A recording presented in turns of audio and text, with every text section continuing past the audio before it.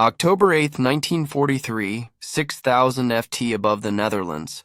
Flight Officer Ralph Hoare gripped the control stick of his Republic P-47 Thunderbolt, his first combat mission barely 20 minutes old. The farm boy from Salem, Missouri, had never fired his guns in anger before this moment. Yet through the oil-smeared windscreen, he watched a Mesed 109 tear into an American fighter with murderous precision. What happened next would violate every rule his commanders had drilled into him. Break formation. Never pursue alone. Protect your leader at all costs. But something in Ralph Hofer, something forged in Missouri wheat fields and Chicago boxing rings, rejected those calculations entirely. He broke hard left, dove away from his flight, and went hunting. The-gun camera footage reviewed that evening at Royal Air Force. Debden would stun veteran pilots who had flown dozens of missions without ever firing their weapons. A Mesed 9 filled the frame at point-blank range, absorbing punishment from 850 caliber machine guns. The German fighter rolled, dove, and disintegrated. On his first combat mission, the farm boy with zero aviation experience before 1941 had done what seemed impossible. He had scored a kill, but that moment was merely the beginning. Over the next months, Ralph Hoare would destroy 30 German aircraft through tactics sorkless, so undisciplined, so successful that his commanders debated daily whether to ground him or promote him. The mathematics of his aerial warfare defied every doctrine. The boy who joined the Royal Canadian Air Force on a whim would become the 20th highest scoring ace in the 8th Air Force. He would also become the second highest scoring pilot killed in action. History reveals a truth the military establishment rarely acknowledges.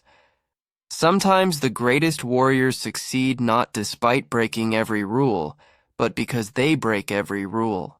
June 22, 1921, a farm near Salem, Missouri, Ralph Holbrook entered a world where aviation remained a distant fantasy for rural Americans.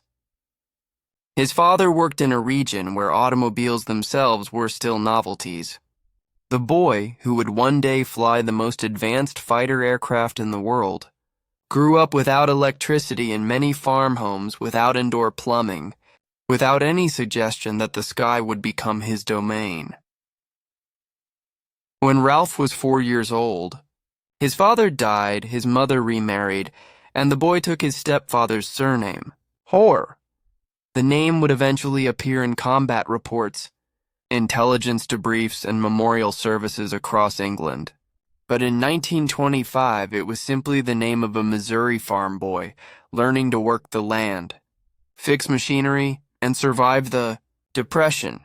Athletics saved him from the grinding poverty that consumed rural Missouri in the 1930s. He won a trophy in the Golden Gloves, boxing tournament in the light heavyweight division in 1940. He played semi-professional football in Chicago leagues. His physical coordination, his reflexes, his willingness to absorb punishment and keep fighting all developed in rings and fields rather than classrooms. The aggression that would later terrify German pilots washened against opponents at Trafton's Gym in Chicago, where the family eventually relocated. He even boxed professionally for a time under the name Holbrook, sparring with the legendary Billy Conn. By 1940, Ralph Hoare had abandoned any pretense of formal education. He enrolled briefly in junior college, showing some interest in commercial art, but the structured environment suffocated him. He returned to Missouri, taking a civilian job at Fort Leonard Wood. His plans, such as they were, involved heading to California to pursue prize fighting professionally. Aviation never entered his calculations, the transformation from aimless drifter to combat pilot. It happened entirely by accident. In the fall of 1941, Hoare struck north to Detroit, Michigan.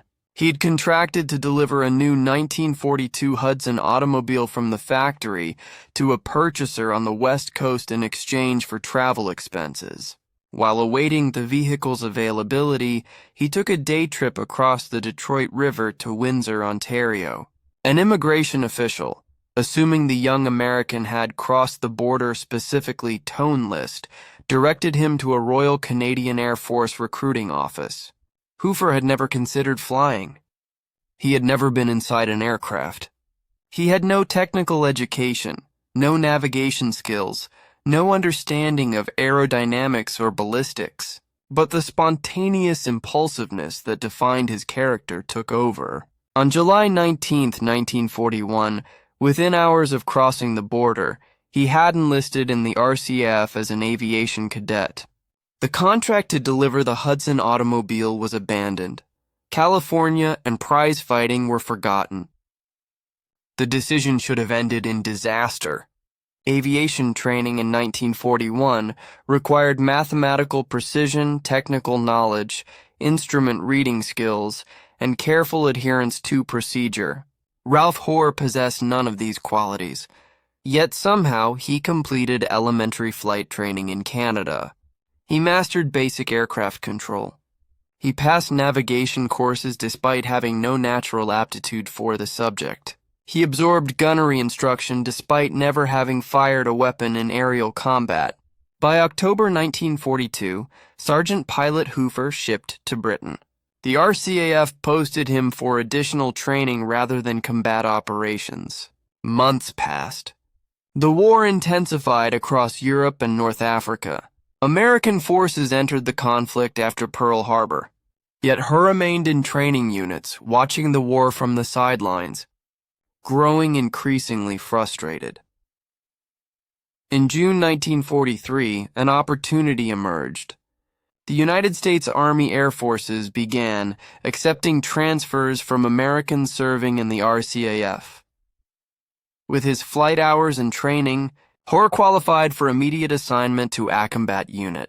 On June 11, 1943, the transfer changed his status from sergeant pilot to flight officer, a unique rank created for non-commissioned pilots. More importantly, it put him on the path to combat, but first came more training. The Army Air Forces required proficiency in the Republic P-47 Thunderbolt, a massive fighter aircraft weighing 5 tons empty. Powered by an 18-cylinder radial engine producing 2,000 horsepower, the P-47 was not forgiving to careless pilots. Its weight and power demanded respect, precision, and skill. Hoofer approached it with characteristic disregard for conventional wisdom. September 1943, RAF Station Debden, Essex.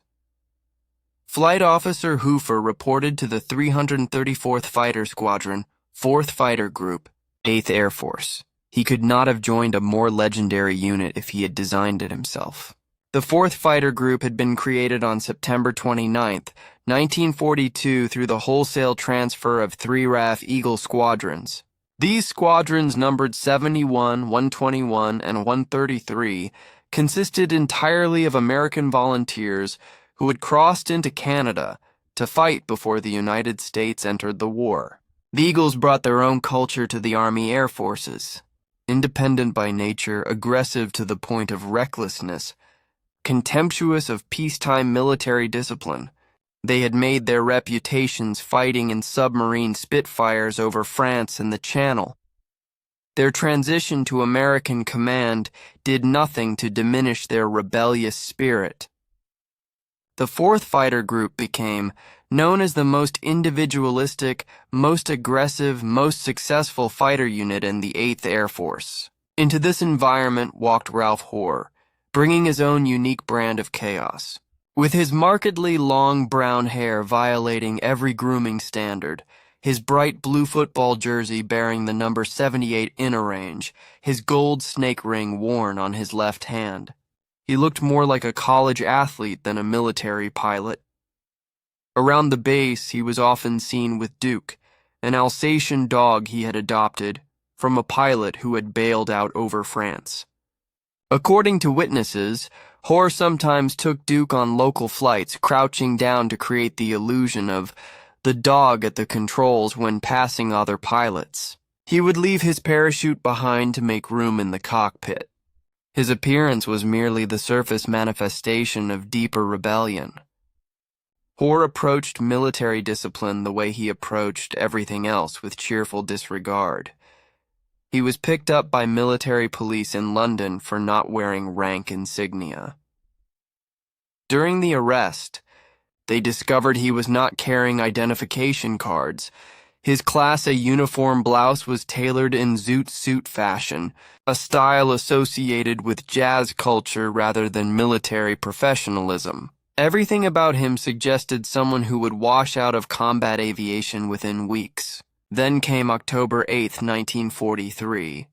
The 4th Fighter Group scrambled tow-escort Boeing B-17 Flying Fortress bombers, attacking targets in Bremen, Germany. Hofer flew as wingman to Captain James A. Clark, a veteran Eagle Squadron pilot and borrowed P-47 C-416413 marked QPG. His duty was simple: stay in formation, cover his leader, watch for enemy aircraft, do not engage unless absolutely necessary. Do not break formation under any circumstances. June 21, 1944, 28 hours. Colonel Blakesley led the shuttle escort up from Debden. The formation climbed to altitude, rendezvoused with 144 B-17s, and set course for Berlin and eastern Germany. Blakesley briefed his pilots extensively on avoiding combat with German fighters if possible. Anyone forced to jettison drop tanks before passing Berlin would lack fuel to complete the nearly 1,500-meter trip to Ukraine.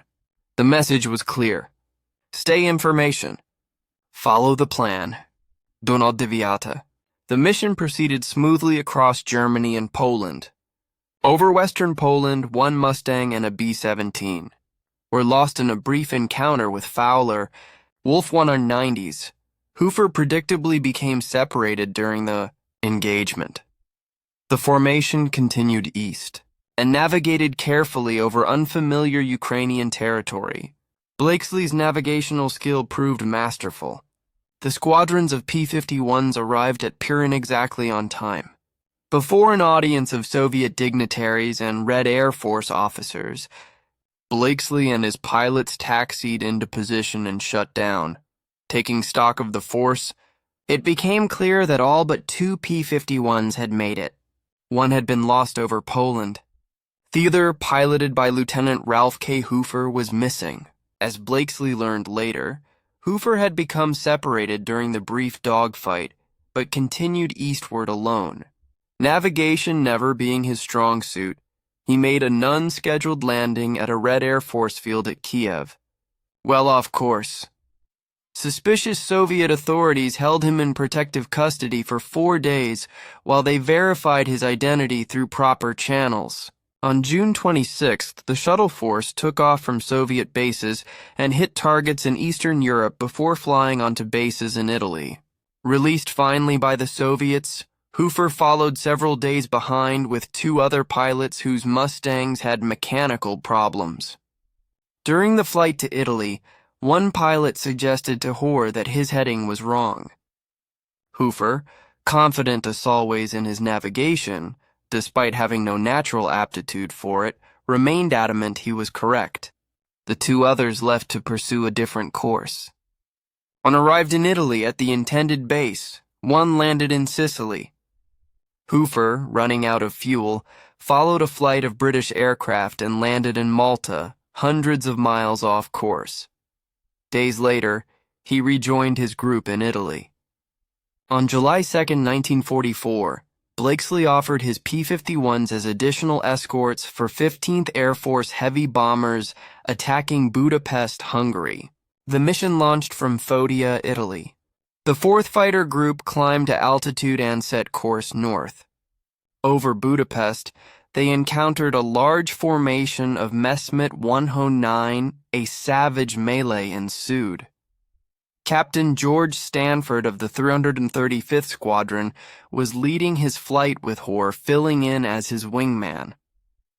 At the start of the engagement, Stanford suffered mechanical difficulties. His drop tanks refused to jettison. Then his engine threw a piston rod, forcing him to break away and head for lower altitude. With no hope of reaching Italy, Stanford belly landed in a Hungarian wheat field and was taken prisoner. While standing near his wrecked aircraft, Stanford spotted a lone P-51 buzz him at low level. He recognized the aircraft as belonging to his wingman Ralph Hoare, who had apparently followed him down to check on his condition. What Stanford saw next made his heart sink. Amos Mit 109 was positioned directly behind, Hoare in perfect firing position. The messmate opened fire just before the two aircraft disappeared from sight. When the scattered elements of the 4th Fighter Group returned to Italy that afternoon, 6 Mustangs were missing. Among them was Ralph Hofer. When he failed to turn up the following day, there was no alternative but to officially list Hofer as missing in action. Several weeks later, word arrived through Red Cross channels. Hofer's body had been identified within the wreckage of his P-51 near Mostar in what was then Yugoslavia, several hundred miles south of Budapest. The exact circumstances remained unclear for decades. The truth emerged slowly over 50 years. Stanford's account, which came to light in the 1990s, was the first break in the case. It confirmed that Hungarian pilot Ensign Leo Kresvki of the Mesed 109-equipped 101 Pummer Regiment claimed an American P-51 on July 2, 1944. Kresvki was killed on July 26, 1944, while attacking 15th Air Force bombers en route to Austria. The Hungarian pilot's claim matched Stanford's account, but it didn't explain why Hoare's body was recovered near Mostar 300 mm from Budapest. The full story finally emerged in 2003, when aviation historian Troy White published his definitive biography. Through painstaking research in German and Yugoslav military records, White determined that Hoare was not downed by an enemy fighter pilot, but by ground fire over the German-operated Mostar Sud airfield. White's research suggests Hofer may have been attacked and possibly damaged by Kresvki, as Stanford witnessed. Whether Hoare was attempting an emergency landing at the German airfield or in keeping with his character intended to strafe it, despite damage, remains unknown. What is certain from records of the flak unit stationed at Mostar Sud is that a P-51 was shot down at low level by 4 Battery Flak Regiment, 9 Legion Condor, and crashed into one of the airfield's anti-aircraft imp. Placements at 124 hours on July 2nd. 1944, the crash killed 2 members of the gun crew and injured 1 other. The body of the American pilot was subsequently identified as First Lieutenant Ralph K. Hofer, 334th. Fighter Squadron 4th Fighter Group USF. He was flying borrowed. P-51B Footer 6746 marked. QPX. He was 23 years old, having turned 23 just 10 days before his death. He had flown 74 combat missions. He had destroyed 30 German aircraft, 15 in aerial combat, and 15 through ground strafing.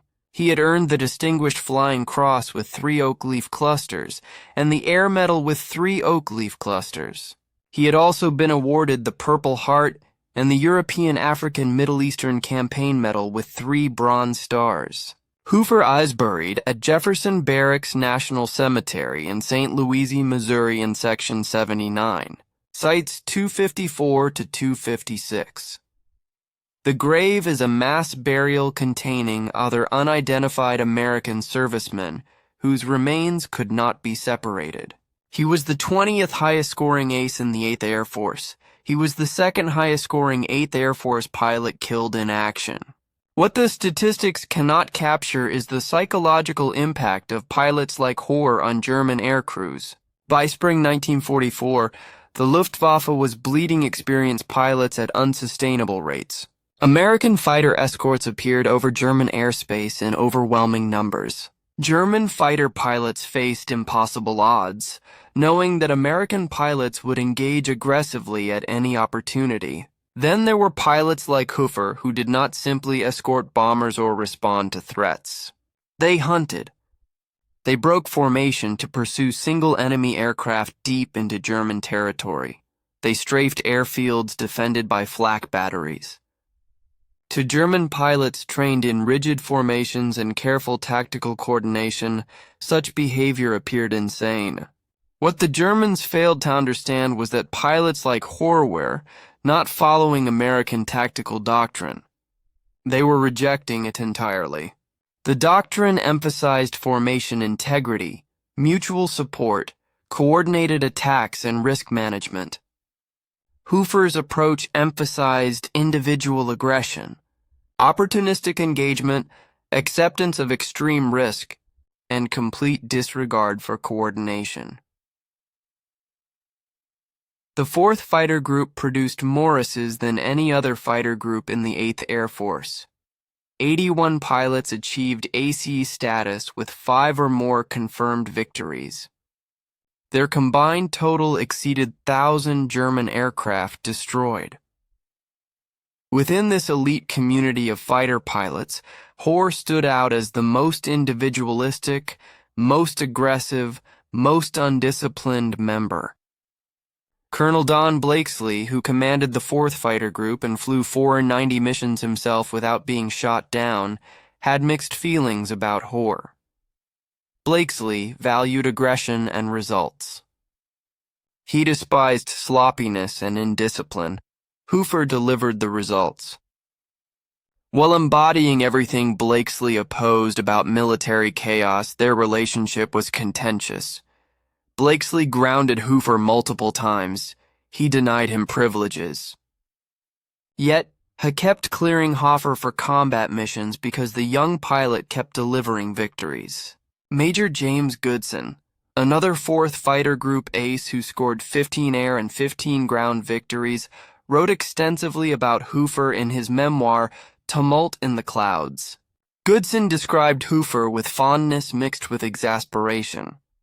The passage recounting the scene at Debden when Hoare failed, to return from the Budapest mission, reportedly moved readers to tears. The contrast between Hofer and methodical successful aces is instructive. Captain Walker Bud Mahurin, who scored 19.75 victories in Europe, flew with careful discipline. He maintained formation integrity. He coordinated with wingmen. He managed fuel carefully. His success came from systematic application of tactical principles. Mahurin survived the war, returned to combat in Korea, was shot down and captured, survived prison camp, and retired as a colonel, Major George Prey, the 8th Air Force's highest-scoring ace with 26.83 victories, combined aggression with tactical precision. He led flights effectively. He protected bombers while hunting enemy fighters. He managed risk while accepting danger. Prey was killed in December 1944 when American anti-aircraft gunners mistakenly shot down his P-51 during a low-level chase of German fighters. Ralph Hofer represented the opposite extreme. He ignored formation discipline entirely. He separated from flights intentionally to hunt alone. He engaged at any odds without calculation. He pressed attacks when survival dictated escape. His tactics should have gotten him killed in his first months of combat. Instead, he survived 9 months, scored 30 victories, and became a legend. The question that historians debate is whether Hoare succeeded because of his tactics or despite them.